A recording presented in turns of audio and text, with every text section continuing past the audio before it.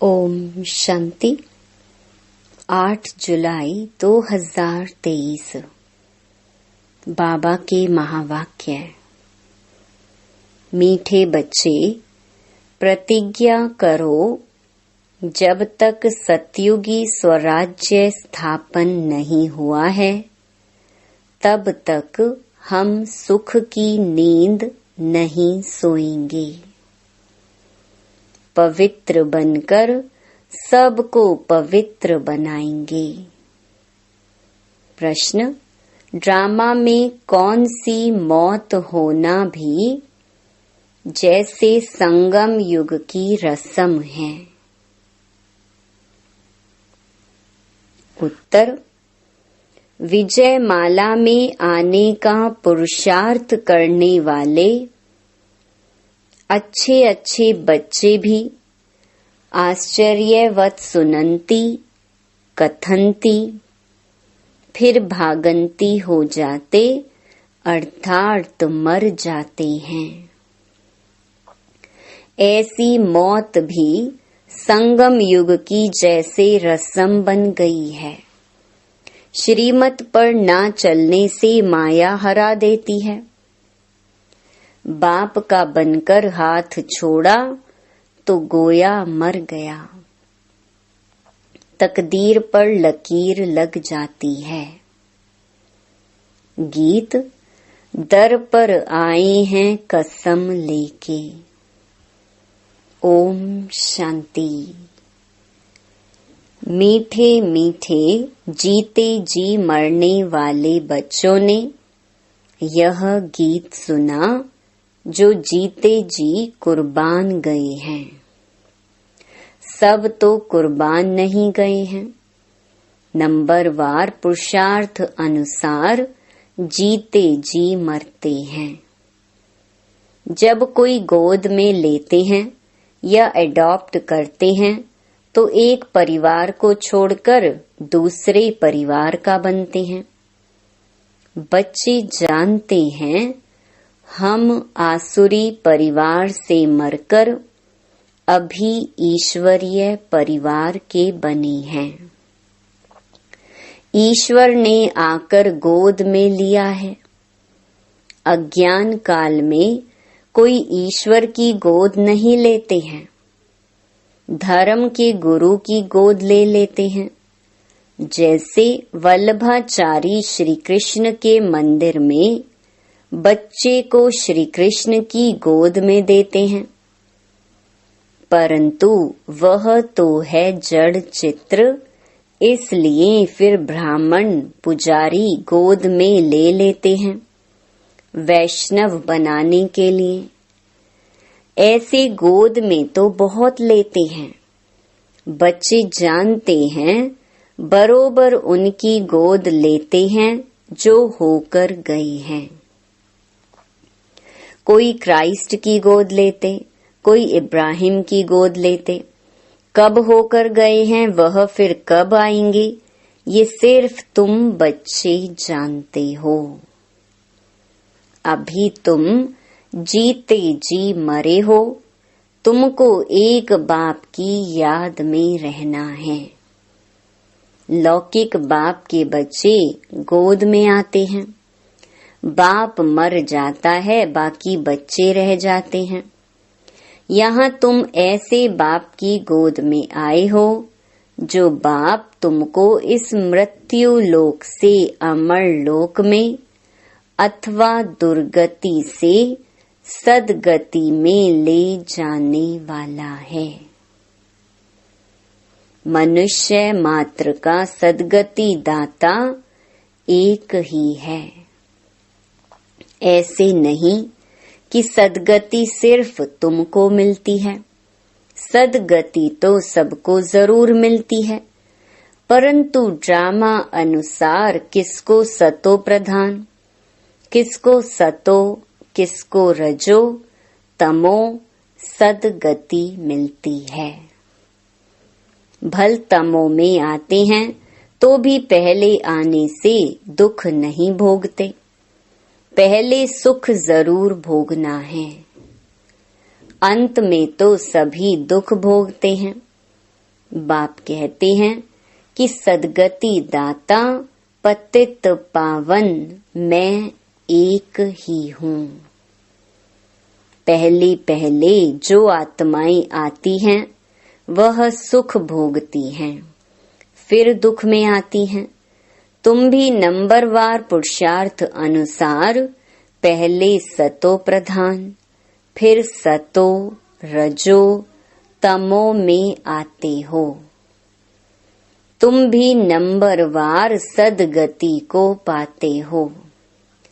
मुख्य 8 दाने गिने जाते हैं ना। अब तुम सब द्रौपदियां हो, बाप के बने हो तो बाप को कभी छोड़ना नहीं है।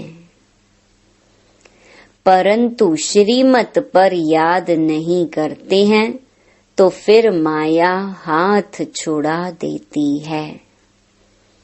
गोद तो ली, शुरू में चलते आए, अच्छे अच्छे बड़े मीठे बच्चे जिनको विजय माला में 3-4 नंबर में रखते थे, वह भी आश्चर्यवत भागंती हो गए।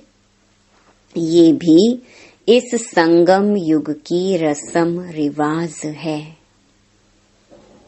आश्चर्यवत सुनंती कथंती मरंती यह होता रहेगा।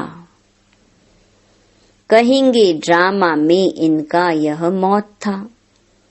बाप का बनकर फिर हाथ छोड़ा तो गोया मर गया। है तो भल इस दुनिया में, परंतु जीते जी यहाँ से निकलकर आसुरी दुनिया में चला गया। कोई कारण तो बनता है ना। भल कहेंगे ड्रामा, परंतु श्रीमत पर ना चलने से माया से हार खा लेते हैं। तकदीर पर लकीर लग जाती है। ईश्वर का बनने से फिर होती है माया से लड़ाई। बाकी देवताओं और असुरों की लड़ाई नहीं होती है। माया असुर है जो जीत पा लेती है। अच्छा, अब बच्चे लिखते हैं कि राखी बंधन के त्योहार पर क्या करें। इस त्योहार पर तैयारियां तो करते हैं ना। रक्षा बंधन पर्व के उपलक्ष्य में इन एडवांस जाकर राखी बांधते हैं। इसका पूरा रहस्य भी बुद्धि में होना चाहिए। आगे तो ब्राह्मण ब्राह्मणियां राखी बांधते थे। अब यह रिवाज निकला है कि बहन भाई को राखी बांधती है। असल में ब्राह्मण राखी बांधते थे क्योंकि ब्राह्मण जाति ऊंच स्वच्छ गाई हुई है। ब्राह्मण असुल सन्यासियों से भी ऊंच है, परंतु ड्रामा अनुसार इस समय सन्यासी ऊंच बन गए हैं। आगे ब्राह्मण राखी बांधते थे, फिर जन्माष्टमी पर वह राखी खोलते थे।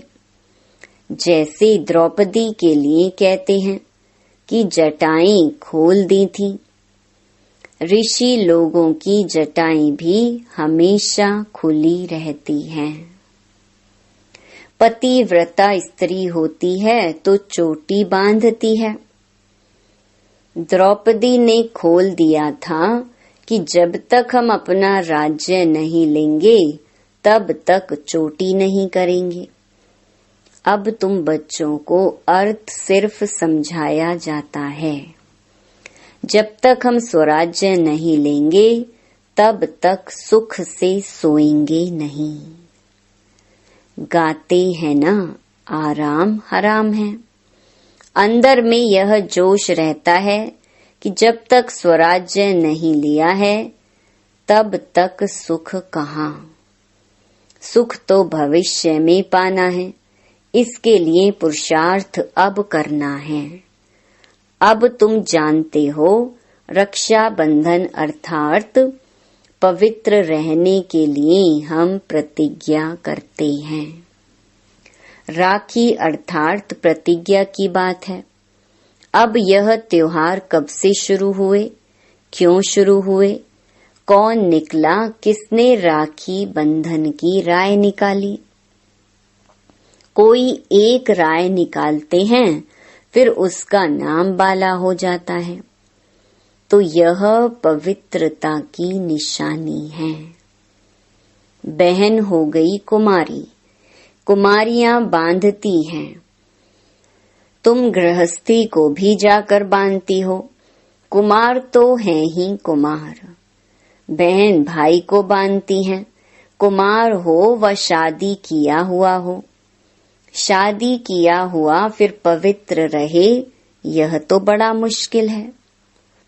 भगवान कहते हैं कि यह अंतिम जन्म पवित्र बनो, तो भी नहीं बनते हैं। तो बहन द्वारा कुमार भाई को राखी बांधनी चाहिए कि प्रतिज्ञा करो, हम कभी विष नहीं पिएंगे। जो हैं ही विकारी, वह तो कभी विकार को छोड़ेंगे नहीं, भगवान का फरमान भी नहीं मानते हैं। तो यह कुमार कुमारियों की रस्म चली आती है। अब तुम समझते हो कि यह त्योहार भी संगम युग का है। सतयुग में तो हैं ही सब पवित्र, वहां राखी बांधने की दरकार ही नहीं। ऐसे नहीं कि यह सतयुग से लेकर रिवाज चला आया है। उत्सव बहुत करके संगम युग के हैं। लक्ष्मी नारायण का उत्सव भी अभी मनाते हैं, परंतु उनका महत्व नहीं। श्री कृष्ण जयंती मनाते हैं, परंतु पहले तो श्री कृष्ण को ऐसा किसने बनाया, वह बताओ। विचारों को मालूम नहीं, ये भी क्लियर कर लिखना है। उत्सव सब हैं इस समय के, सतयुग में ऐसी बात होती नहीं। यह तो द्वापर में कुछ समय बाद फिर शुरू होते हैं। दीपमाला का उत्सव भी सतयुग में नहीं मनाया जाता, जैसे यहाँ मनाते हैं। यहाँ मनाने का अर्थ दूसरा है। उत्सव का महत्व कब का है, ये समझने की बात है। बच्चों को समझाया जाता है यह उत्सव इस समय के हैं जबकि शिव जयंती होती है। शिव जयंती के बाद फिर होती है राखी। पवित्र बनने की प्रतिज्ञा करते हैं कि यह अंतिम जन्म हम पवित्र बनेंगे। भारत को अथवा विश्व को पवित्र बनाने के लिए तुम बच्चों के लिए इस रक्षा बंधन का बड़ा महत्व है। प्रतिज्ञा की जाती है हम कभी पतित नहीं बनेंगे। अब तुम पावन बनते हो तो सिर्फ तुम पावन कुमारियों को ही हक है राखी बांधने का। भाइयों को सदैव पवित्र रहने के लिए राखी बांधनी है और इन गृहस्थियों से प्रतिज्ञा करानी है पवित्र रहने की। कहते हैं ना, पतित पावन आओ, तो जो गायन है वो ही प्रतिज्ञा कराते हैं पतित से पावन बनो। बाप आकर प्रतिज्ञा कराते हैं। शिव जयंती के बाद है रक्षा बंधन। होली भी ज्ञान की है। धुरिया और होली दोनों इस समय के हैं। होली अर्थात पवित्र बनो, धुरिया माना ज्ञान धारण करो। वह फिर पत्थर, ठिक्कर, गोबर आदि आदि बनाकर क्या क्या करते हैं, तो पतित पावन बाप ही आकर बच्चों को समझाते हैं। जो जीते जी मरते हैं उनमें भी मातेले और सौतेले होते हैं। मातेले का हिसाब किताब जरूर बाप के पास होगा। बाप जरूर बच्चे की सब कारोबार, मिल्कियत आदि को जानते होंगे।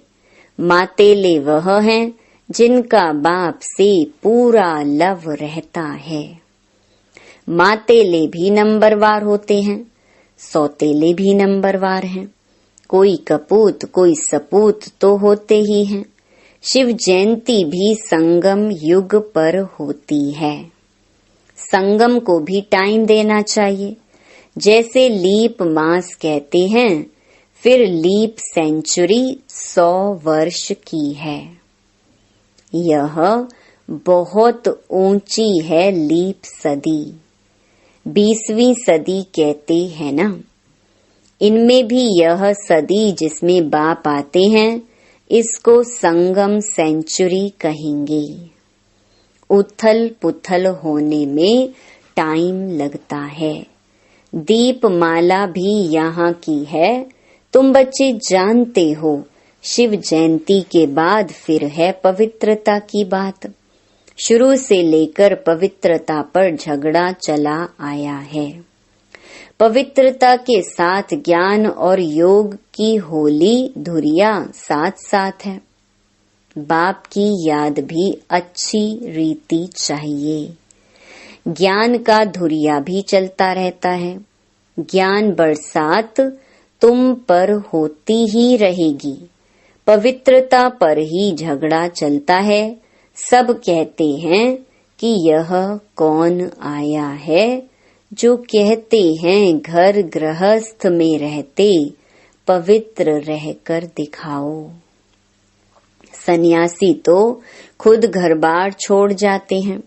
गोपी चंद राजा की भी कहानी है।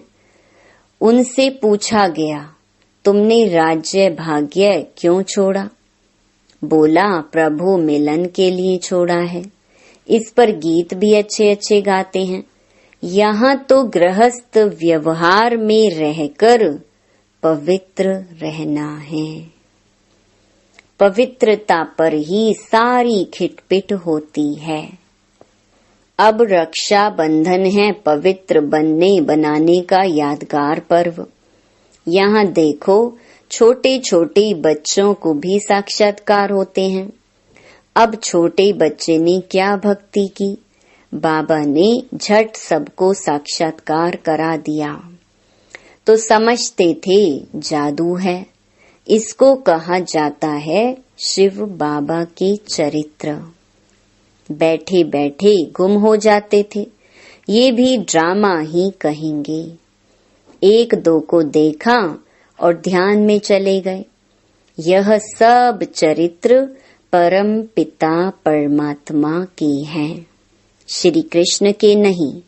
श्री कृष्ण का नाम ले सारी बदनामी की है। भागवत में क्या क्या लिख दिया है। श्री कृष्ण सतयुग का प्रिंस, उसने चीर हरे यह किया। ऐसे चरित्र तो गाए नहीं जाते। दुनिया वाले समझते हैं बरोबर श्री कृष्ण ने यह सब किया होगा। फिर कहते हैं श्री कृष्ण के शरीर में आत्मा आई होगी जिसने ज्ञान सुनाया होगा, परंतु ऐसे तो नहीं हो सकता। वह तो प्रिंस नामी ग्रामी था। फिर रथ दिखाते हैं, रथ में श्री कृष्ण दिखाते हैं। घोड़े गाड़ी पर बैठ पाठशाला चलाई जाती है क्या? यह है राजयोग की पाठशाला। कहाँ उन्होंने युद्ध का मैदान दिखाया है और कहाँ तुम्हारी यह युद्ध। यह है माया पर जीत पाने की युद्ध। तो तुम बच्चों को रक्षा बंधन पर समझाना है। रक्षा बंधन अर्थात पतितों को पावन बनाने के लिए स्वयं परम पिता परमात्मा आई हैं। तुम ब्रह्मा कुमारियां हो जो गाई हुई हो। कुमारी वह जो 21 कुल का उद्धार करे। संगम की ही बात है। फिर यह उत्सव सतयुग आदि में नहीं चलता। राखी बंधन के बाद फिर है श्री कृष्ण जयंती, क्योंकि सतयुग में पहला नंबर जन्म है श्री कृष्ण का। उनकी भी राजधानी है। वह इस समय प्रतिज्ञा करते हैं श्री कृष्ण के कुल में जाने के लिए। यह राजयोग है। तुम नर से नारायण बनते हो, लक्ष्मी नारायण की जीवन कहानी है नहीं। बाप ने समझाया है, राधे कृष्ण सो लक्ष्मी नारायण की जीवन कहानी। श्री कृष्ण का जन्मदिन मनाते हैं। अच्छा, नारायण जयंती कहाँ?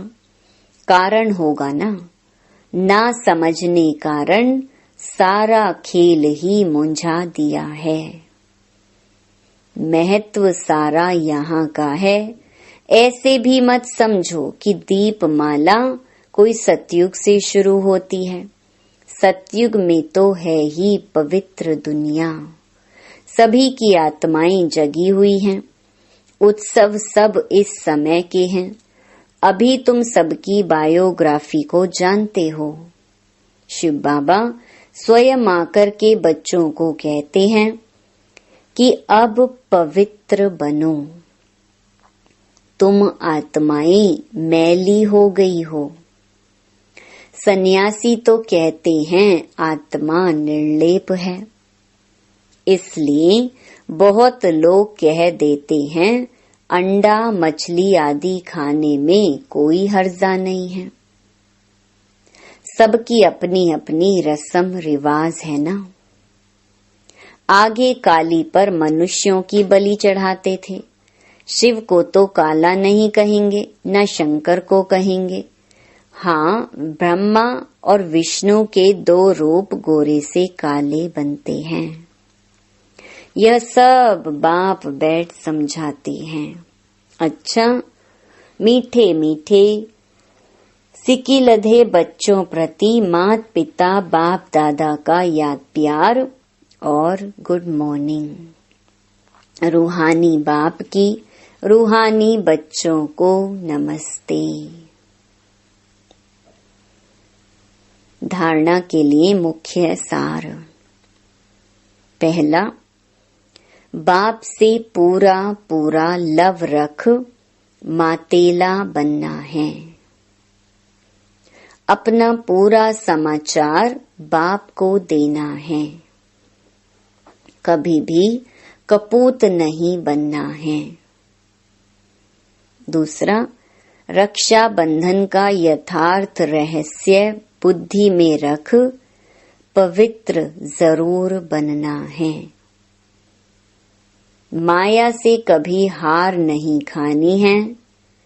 पवित्रता के बल से स्वराज्य लेने की प्रतिज्ञा करनी है।